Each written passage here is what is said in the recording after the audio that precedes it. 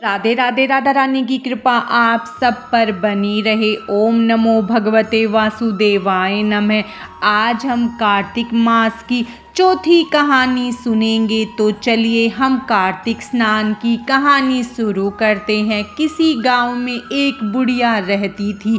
वह कार्तिक का व्रत रखा करती थी। उसके व्रत खोलने के समय भगवान कृष्ण आते और एक कटोरा खिचड़ी का रख कर चले जाते। बुढ़िया के पड़ोस में एक औरत रहती थी। वह रोज यह देखकर ईर्ष्या करती थी कि इसका कोई नहीं है, फिर भी इसे खाने के लिए खिचड़ी मिल ही जाती है। एक दिन कार्तिक महीने का स्नान करने बुढ़िया गंगा गई। पीछे से कृष्ण भगवान उसका खिचड़ी का कटोरा रख गए। पड़ोसन ने जब खिचड़ी का कटोरा रखा देखा और देखा कि बुढ़िया नहीं है, तब वह कटोरा उठाकर घर के पिछवाड़े में फेंक आई। कार्तिक स्नान के बाद बुढ़िया घर आई तो उसे खिचड़ी का कटोरा नहीं मिला और वह भूखी ही रह गई। बार बार एक ही बात कहती कि कहाँ गई मेरी खिचड़ी और कहाँ गया मेरा खिचड़ी का कटोरा। दूसरी ओर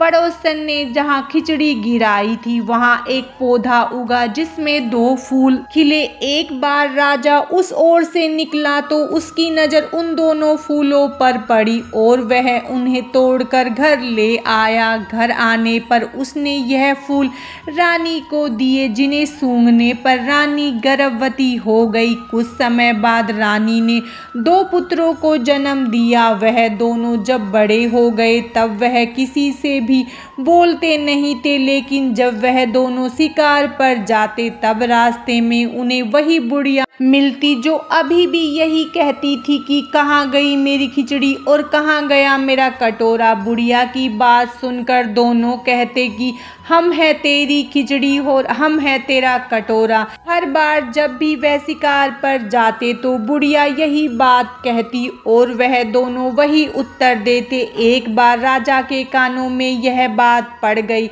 उसे आश्चर्य हुआ कि दोनों लड़के किसी से नहीं बोलते, तब वह बुढ़िया से कैसे बात करते हैं। राजा ने बुढ़िया को राजमहल बुलवाया और कहा कि हमसे तो किसी से ये दोनों बोलते नहीं हैं, तुमसे यह कैसे बोलते हैं। बुढ़िया ने कहा कि महाराज मुझे नहीं पता कि यह कैसे मुझसे बोल लेते हैं। मैं तो कार्तिक का व्रत करती थी और भगवान कृष्ण मुझे खिचड़ी का एक कटोरा भर कर दे जाते थे। एक दिन मैं स्नान करके वापस आई तो मुझे खिचड़ी नहीं मिली।